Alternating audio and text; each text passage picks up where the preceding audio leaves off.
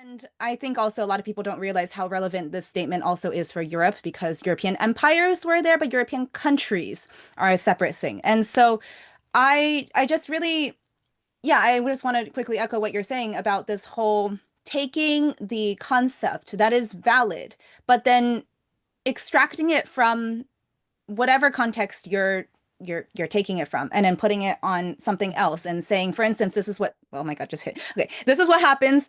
But when we try to have conversations across generations, because for instance, I'm the first generation of my family born and raised in the US. My mother has no idea what any of this stuff is. She just knows the values that she held in her country before she came here. And she might learn it. You can explain things to her, like this is what happens in American society.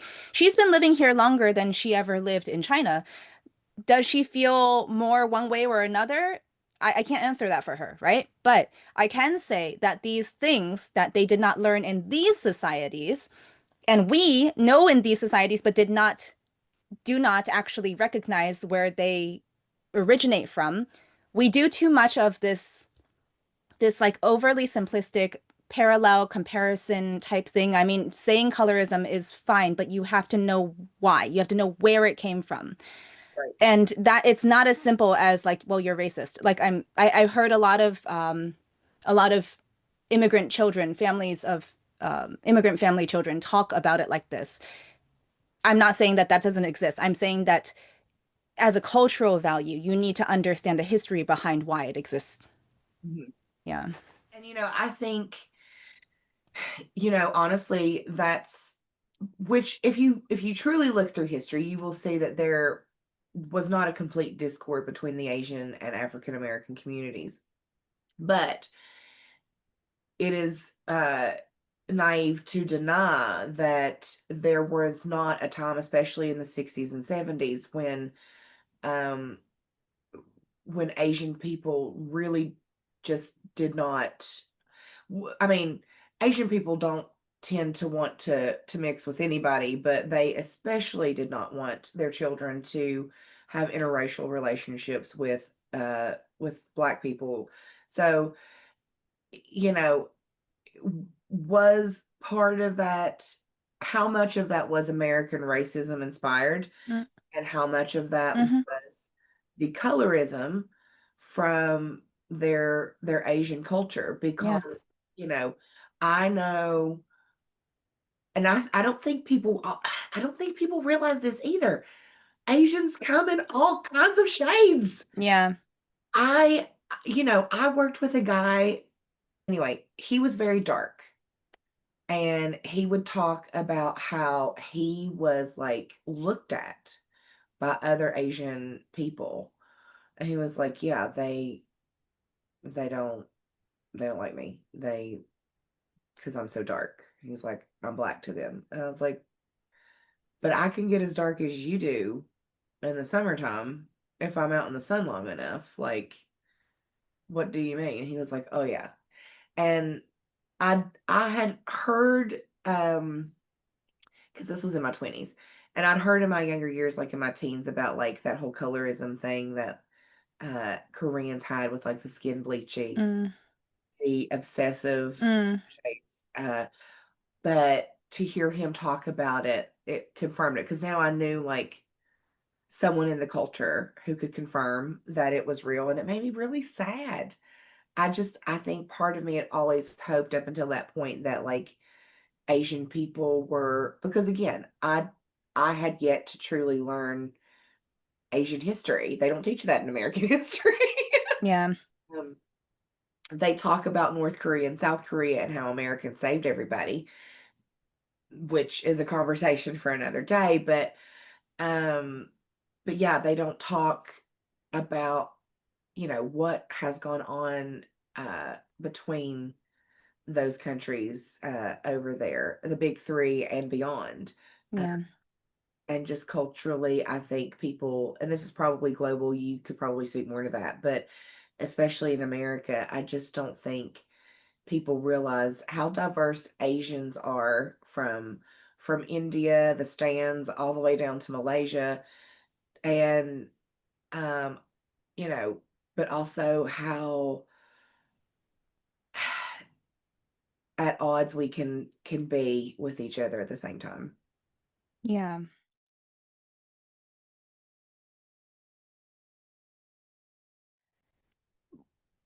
So, okay. There's a lack of, in my opinion, right?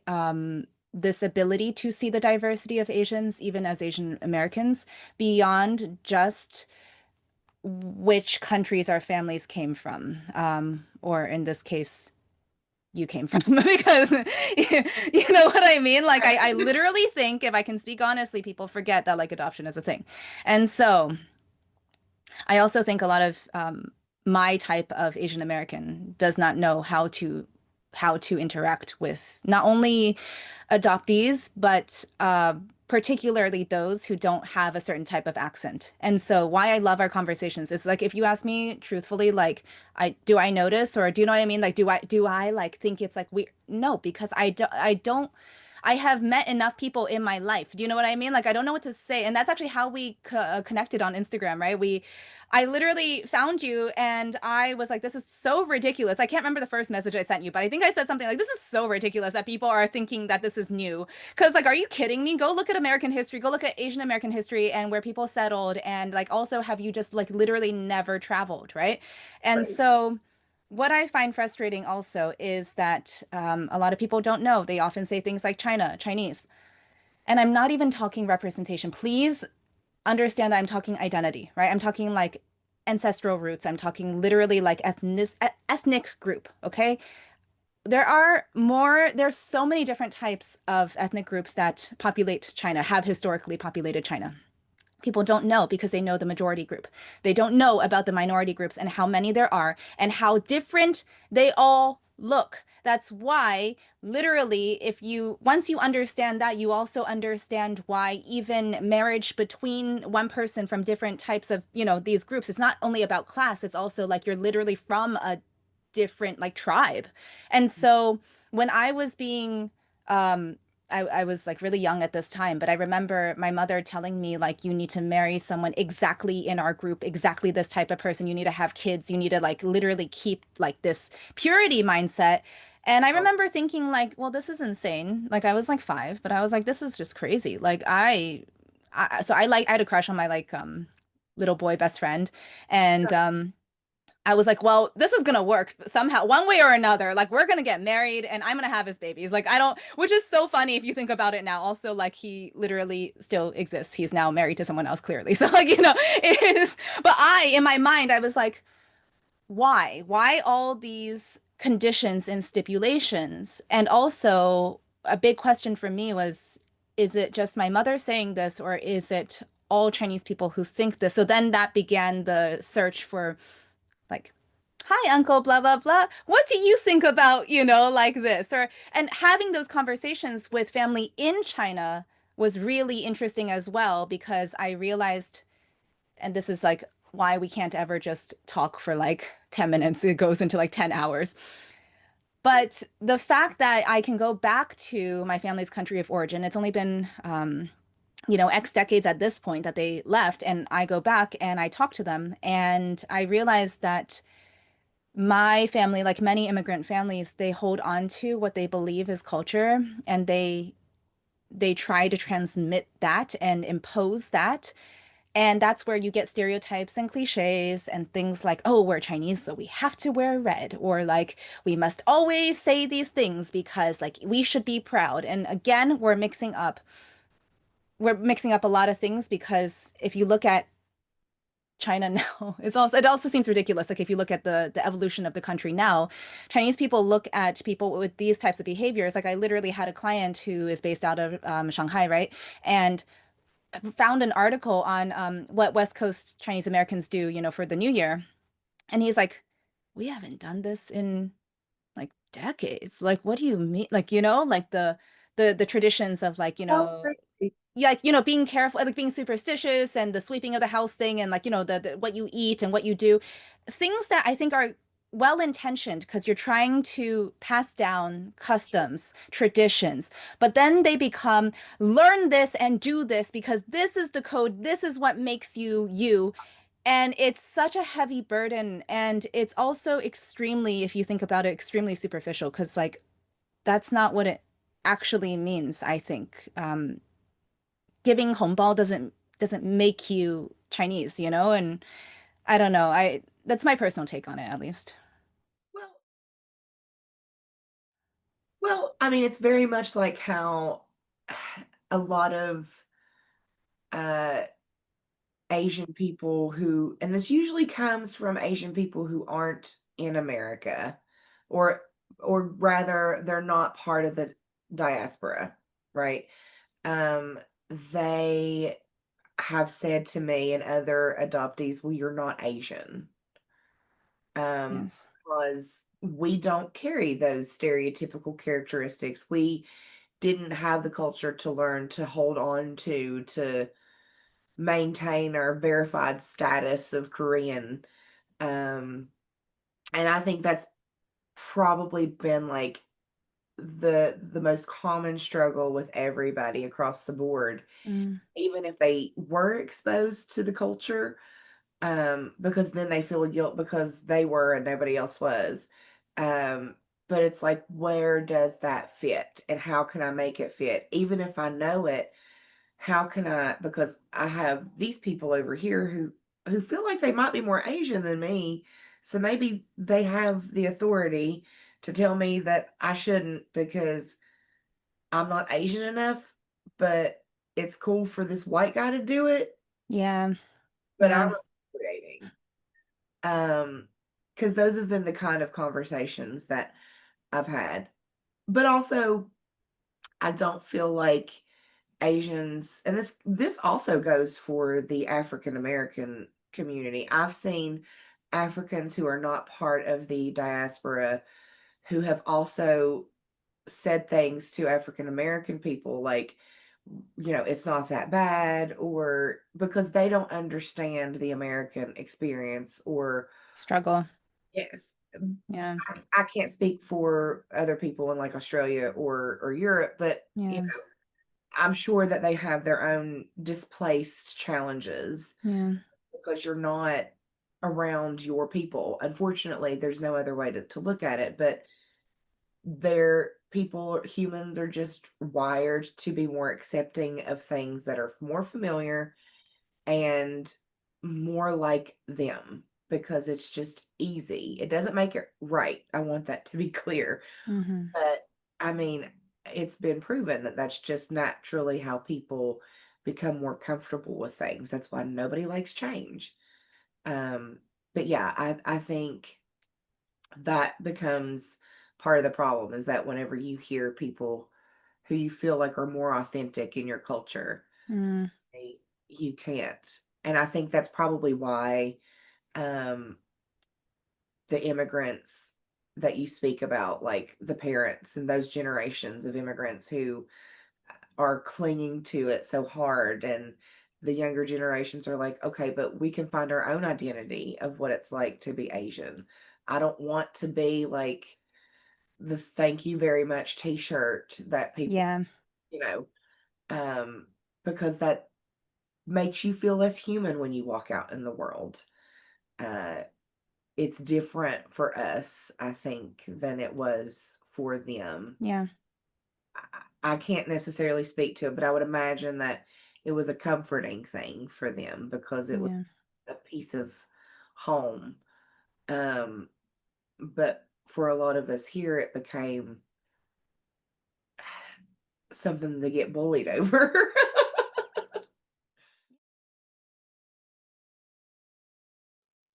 Yeah, yeah. I think also something that we haven't touched on, which is just so ironic, and I told you this, I think, when we were recording, but like I run a language and communications company. It's always more on the communication side of things, right? Because language is a tool. But let's focus in on language. I feel like that also has to do where language intersects with identity because of the fact that, for instance, I was raised by my maternal grandparents who spoke to me only in Mandarin because they couldn't speak English. I had to be their translator. I had to be their like on call, whatever, when I was literally just learning English myself. And so why did I know advanced terms at a certain point of my life? Because I was reading their documents and I was helping. My mother was trying to get her full-time job also. And, there was a lot going on in the family. And I feel like I didn't know that let's just take it to the Chinese American side because by the way, it's for me it's ethnically Chinese, but it's not just contained to China. So there's a whole aspect of personal history we're not going to get into because it's too complicated and Michelle's life is too much to talk about. But I also just feel like I didn't recognize, I guess, that so many families chose to handle this in different ways. So you have people who are Chinese American, whatever American, right? Asian American, who do not speak their what we say is heritage language. It means that it's a language that you spoke in your household. Um, their parents chose not to teach them. And it doesn't even matter if their parents can speak English or not. I have seen this happen when parents don't speak English. They communicate differently with their child with like, broken English or a couple different words and things like that because they want the child to have the English speaking identity. And also because for decades and centuries, and this has not only been disproven by science, but a lot of multilingual cultures already understood. There was a myth going around that if you mixed languages, it would be bad for your child's brain and your child would be confused. I have never been confused in my life. And in fact, biomultilingualism is actually a marker of more cognitive flexibility. And so it's actually something that's good for someone's intelligence. But because that was going around, many parents made this decision. Those kids grow up, they have their Asian face, they're first gen born like me, but they can't communicate well with their parents and they cannot understand their relatives back home, right? Or home, as we often say, right? And so I feel like this is the part where adoptees in particular are in a certain situation, which by the way, I don't know the stats on this, but I also feel like the family that adopted you they're like that not only personality and dynamic and all that, but like the race and ethnicity of the people who adopted you matter, I think, in how you see this topic as well and who was surrounding you. So maybe if you were adopted into a white family, but like you had a crap ton of Asian people around you, maybe you had peers and other people you could talk to about these things. I do feel like that changes things a lot. And language in particular is one that I don't think there's ever also a myth, by the way, that like you're never too old to learn a language. A lot of people, this is also completely wrong, and just please take this in and like like move on with life. But I feel like that's also why a lot of people feel this connection was broken before it could even be established because language is the tool for communication, right? And it's also how we transmit ideas that are contained inside of the sociocultural aspects of what language is. So, Do you think it's interesting that you mentioned that? Because I honestly hadn't really given that subgroup much thought. But do you think that the children of those parents, like, I don't even know what question I would be asking. I guess I would just be intrigued to hear their story and their yeah, perspective. Like, yeah, how alone would that feel like? You couldn't communicate with the people in your home, your family abroad, and you're most likely going to be ostracized in the outside world as well. yeah. Um, I would be intrigued to hear how their take on identity developed over time. Yeah. And I think there was an instance of this. I don't remember her handle, but I saw her on Instagram one time, but she was born into a Korean family, exactly the type of case I was, talking about. And people were asking, like, what do you mean you can't communicate with your parents? Like, what do you mean your parents don't speak English and you don't speak Korean?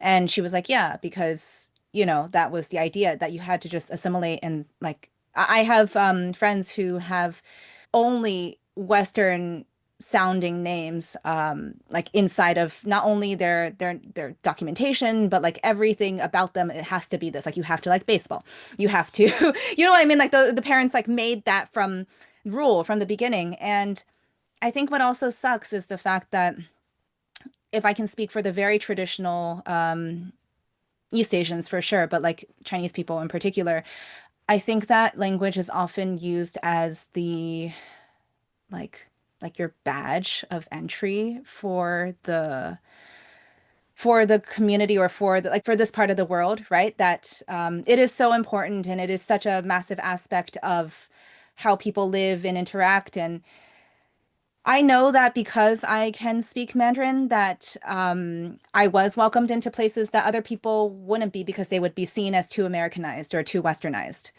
And I think I didn't know when I was a kid that people were complimenting me because they didn't think it could be possible to have grown up like me, right? So like they're just I remember relatives looking at me like, but she's so like she's it's weird. Like because like we know that she's like grown up in the States. And so there's something like different about her. She seems like really free. She seems like, she feels like she can do everything. But also she's like speaking exactly like our kids. And that's weird for us because we thought it had to go all together, right? Like how did this manifest? And I remember my grandparents just being like, but yeah, that's the beauty of her situation. She can hold, both sides. And I didn't understand at that point, right? Like what that meant.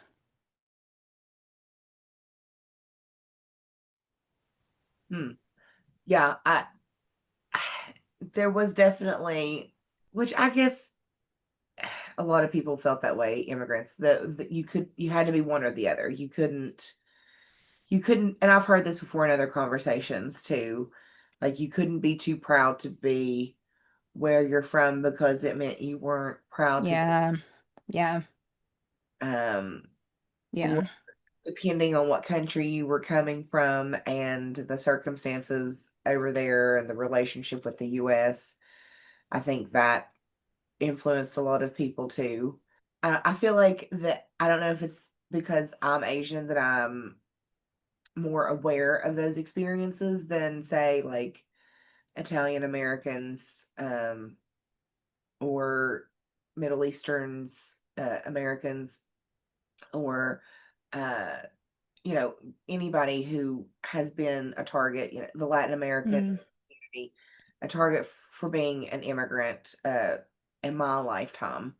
Mostly brown people, though. mm, Let's be honest. yeah. Um, so, yeah, there's always been that sort of echoed fear, like we can't be too proud of where we come from because Yeah. we think, Yeah. oh, we're the bad ones or we're the problem and they won't accept us here, which is really sad.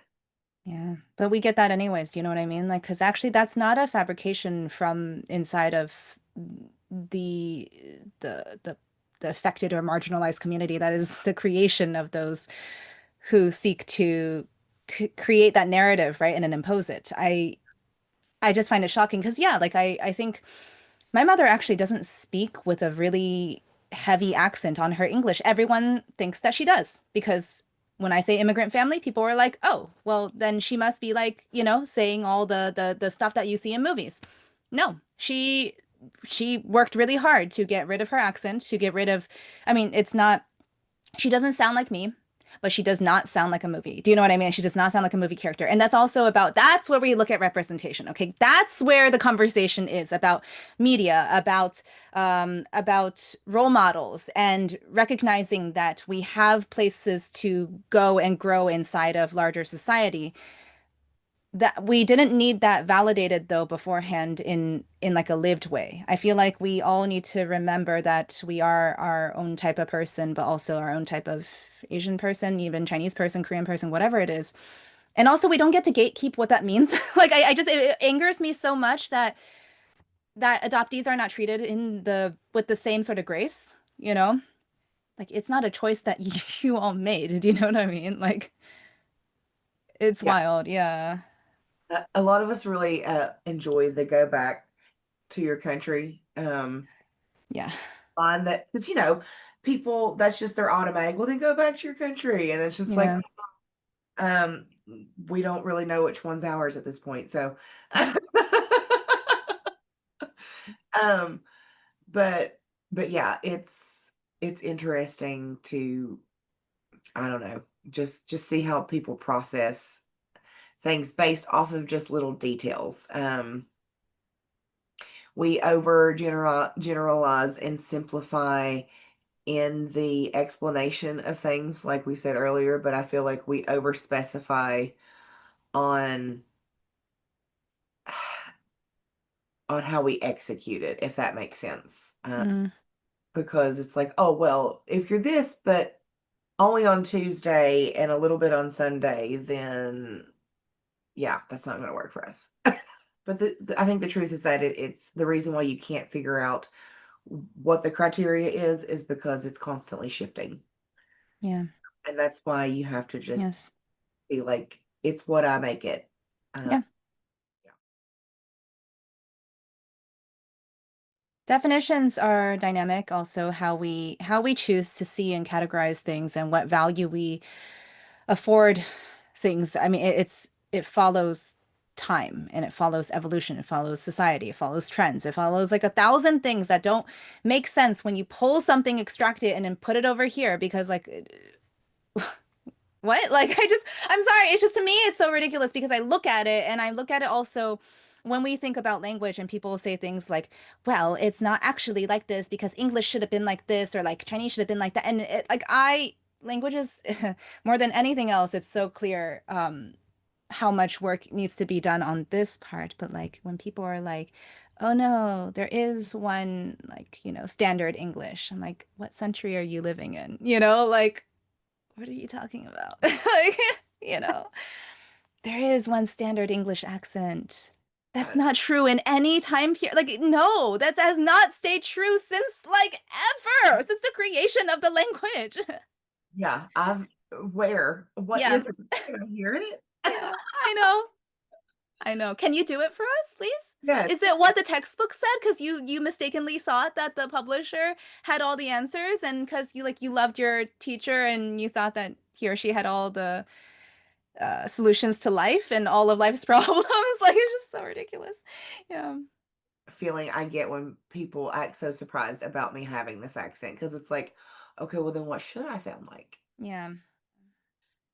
There is so much to do. I think I'll just put a note and say that if anyone listening wants to not only engage with us in conversation, but we are in the middle of talking about how to create the space, dedicated space, intentional space over time because we really want to make something concrete, something that I know there's a lot of initiatives all the time. This is going to be just our spin on it, right? And hopefully we can collaborate with a lot more different types of people, and we'll feel our way out. I mean, I think at this, what are we doing? This is June 13th, 2025. We don't know what we're doing yet. We're just we were in the middle of a planning meeting, and we were like, we should just record something to let everybody know.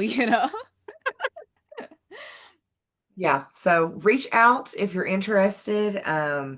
If you have a story to share or something to say, you don't know where to start, maybe start here. Yeah, If you don't feel comfortable being fully involved, but you would like to contribute in some way by just giving perspective, we definitely would love to hear from you in that capacity as well. I'm sure Michelle would do a great job telling your story and sharing it. yeah, And so yeah, definitely reach out. We want to work with you. We want to collaborate. We mm, want to brainstorm and see how far we can take this. yeah. So thank you for joining us for this segmented, I don't know, experimental episode structure that we both were like, why don't we just try this? And maybe see you in another time. Yeah. Subscribe to our channels, please, because like we're trying to figure out the direction to go for this. Follow and subscribe and see what's to Do come. all the things, yes.